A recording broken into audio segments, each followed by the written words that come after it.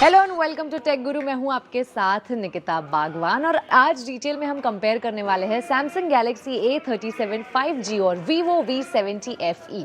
दोनों ही mid premium smartphones हैं 2026 के, लेकिन परफॉर्मेंस के मामले में काफ़ी इंटरेस्टिंग डिफरेंसेस हमें इसमें देखने को मिलने वाले हैं। So without a further ado let's just get started.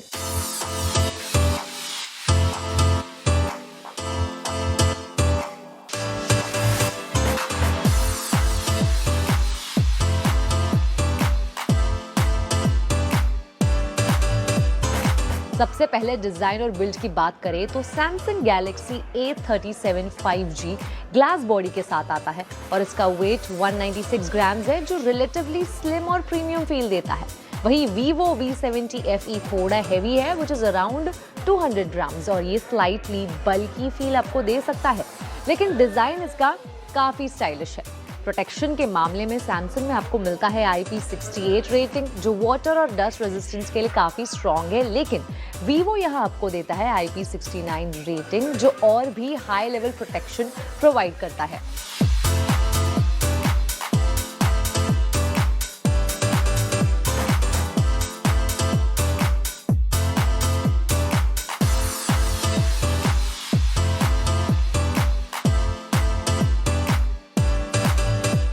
Display segment में अगर मैं बात करूं तो दोनों फोन स्ट्रॉन्ग है, लेकिन Vivo थोड़ा एज ले जाता है। सैमसंग के फोन में आपको मिलता है 6.7 इंच FHD डिस्प्ले और रेजोल्यूशन उसमें काफी अच्छा है 120 हर्ट्ज रिफ्रेश रेट के साथ, ताकि आपको जो है एक्सपीरियंस व्यूइंग का वो काफी स्मूथ होता है।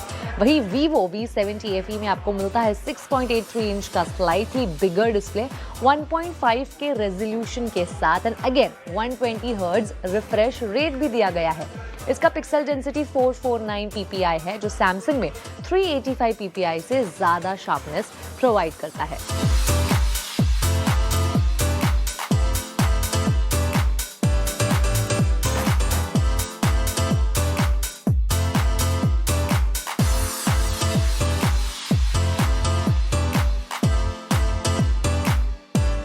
परफॉर्मेंस की बात करें तो सैमसंग गैलेक्सी A37 5G में Exynos 1480 ऑक्टा कोर प्रोसेसर दिया गया है, जो स्टेबल और ऑप्टिमाइज परफॉर्मेंस देता है। ये फोन 8GB और 12GB रैम ऑप्शंस के साथ आता है और 128GB या 256GB तक स्टोरेज मिलता है।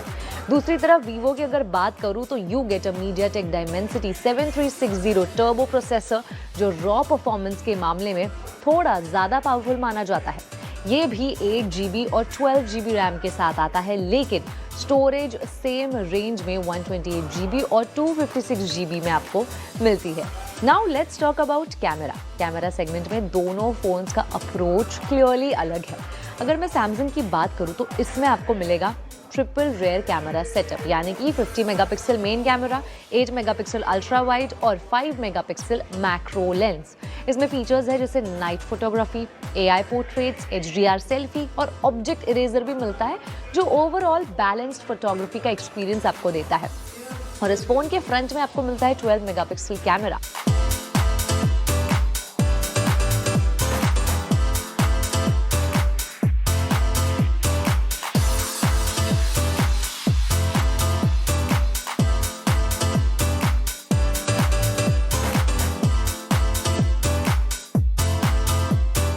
वहीं Vivo की अगर मैं बात करूं तो यहाँ पर कैमरा अप्रोच थोड़ा अग्रेसिव हो जाता है। इसमें 200 मेगापिक्सल कैमरा मिलता है, जो प्राइमरी कैमरा होता है, और secondary lenses 8 megapixel. Front camera की अगर मैं बात करूं तो 50 मेगापिक्सल का है, जो सेल्फीज और वीडियो कॉल्स के लिए काफ़ी पावरफुल है। तो क्लियरली कैमरा स्पेक्स के हिसाब से Vivo ज़्यादा हाई एंड फील आपको दे सकता है।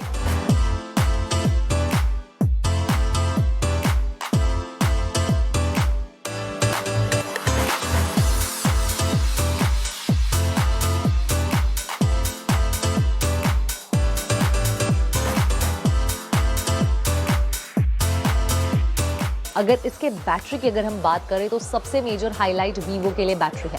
सैमसंग में आपको मिलती है 5000 mAh की बैटरी, जो नॉर्मल यूसेज के लिए काफ़ी ज़्यादा सफिशिएंट मानी जाती है, and along with it you get a 45 watts fast charger.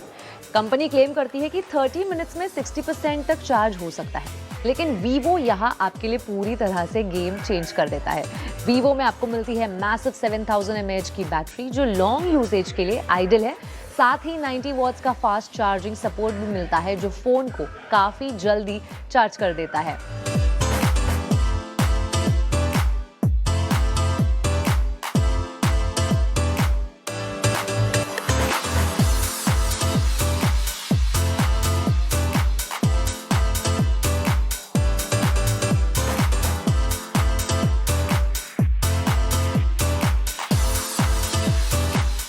Now let's talk about its software. दोनों ही फोन्स Android 16 पर रन करते हैं। Samsung Galaxy A37 5G One UI 8.5 के साथ आता है जो क्लीन और स्टेबल एक्सपीरियंस के लिए जाना जाता है। वहीं Vivo का V70 FE Origin OS 6 के साथ आता है जो फीचर रिच है और कस्टमाइजेशन ज़्यादा अच्छे से देता है। कनेक्टिविटी और सेंसर्स के मामले में दोनों फोन्स ऑलमोस्ट सिमिलर है। दोनों में आपको मिलता है 5G support, dual SIM, wifi, Bluetooth, NFC, USB जो टाइप C है और इन डिस्प्ले फिंगरप्रिंट सेंसर मिल जाता है। सैमसंग में वाईफाई 6E सपोर्ट मिलता है जो एक स्लाइटर एडवांटेज यहाँ पर हम सैमसंग को दे सकते हैं। अगर ओवरऑल कंपैरिजन करें तो सैमसंग गैलेक्सी A37 5G एक काफ़ी ज़्यादा बैलेंस्ड और रिलायबल डिवाइस लगता है जिसमें सॉफ्टवेयर स्टेबिलिटी है, एक डिसेंट कैमरा मिल जाता है और प्रीमियम बिल्ड मिलता है।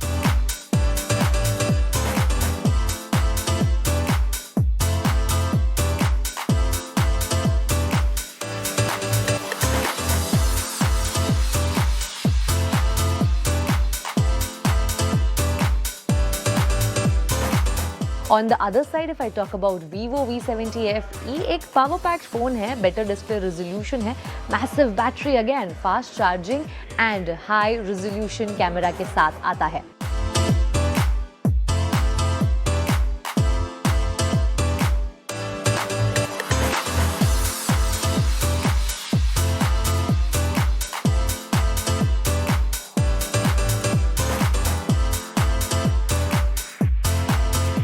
तो सिंपल लैंग्वेज में अगर हम इसे डिकोड करने की कोशिश करें, अगर आपको चाहिए एक लॉन्ग टर्म स्टेबल फोन तो Samsung is a better option, but if you are looking for a well battery, camera, performance, all together power packed phone, then Vivo is clearly ahead in the same.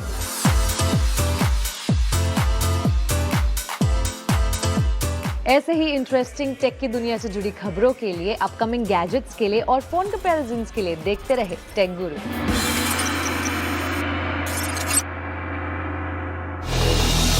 Hello and welcome to Tech News. मैं हूं आपके साथ Nikita Bagwan. Now let's dive straight away into the exciting updates of the tech world.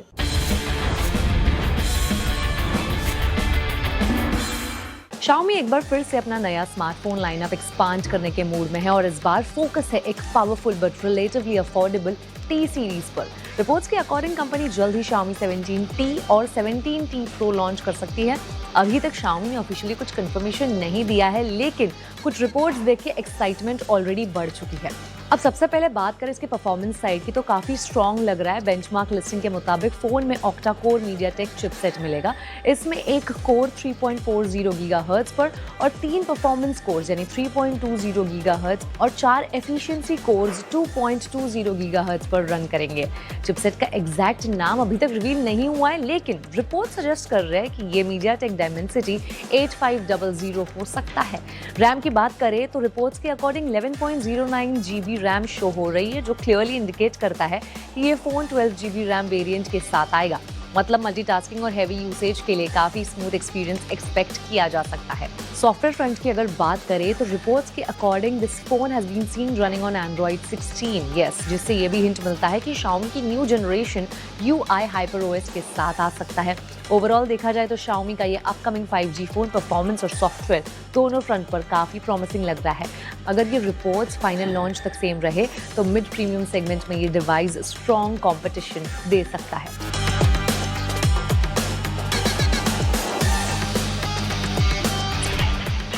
Lenovo ने India में अपना latest tablet launch कर दिया है, Lenovo Idea Tab Pro Gen 2, और ऑनेस्टली डिवाइस फीचर्स के मामले में काफ़ी पावरफुल लग रहा है। कंपनी ने इसे रिसेंटली मोबाइल वर्ल्ड कांग्रेस 2026 में शोकेस किया था और अब फाइनली ये इंडियन मार्केट में आ चुका है। कलर ऑप्शंस की अगर मैं बात करूँ तो इसमें you can get cloud grey, jelly mint और लुनार ग्रे अवेलेबल है, मतलब स्टाइल भी सॉर्टेड है। सबसे पहले परफॉर्मेंस की बात करें तो इसमें मिलता है latest Qualcomm Snapdragon 8s Gen 4 processor, जो ऑन डिवाइस AI फीचर्स के साथ आता है। इसमें Qualcomm का Hexagon NPU और Adreno 825 GPU भी दिया गया है, जो गेमिंग और मल्टीटास्किंग को स्मूथ बनाता है। टैबलेट सिर्फ एक ही वेरिएंट में आता है, that is 8GB RAM plus 256GB storage.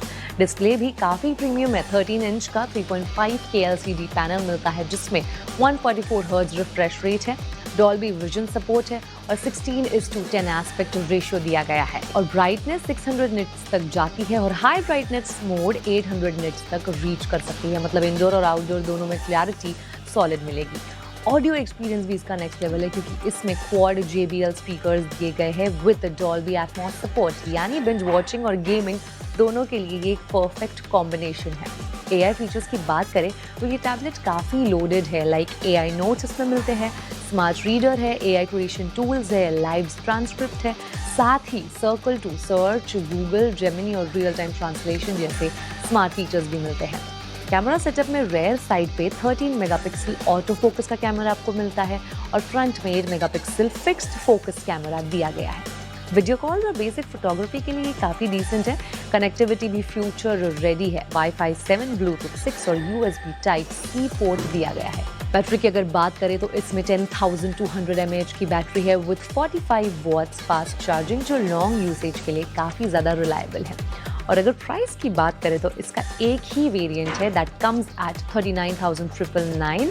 Cell जो है वो 1 मई से लेनोवो की ऑफिशियल वेबसाइट पर IKEA और ई-कॉमर्स प्लेटफॉर्म्स पर, रिटेल स्टोर्स पर भी शुरू होगी। तो लॉन्च ऑफर के अंडर 3000 का इंस्टेंट बैंक डिस्काउंट भी आपको मिल रहा है। ओवरऑल अगर एक पावरफुल AI एनेबल्ड और एंटरटेनमेंट फोकस टैबलेट ढूंढ रहे हो तो लेनोवो का ये नया टैब डेफिनेटली स्ट्रॉन्ग कंटेंडर बन सकता है।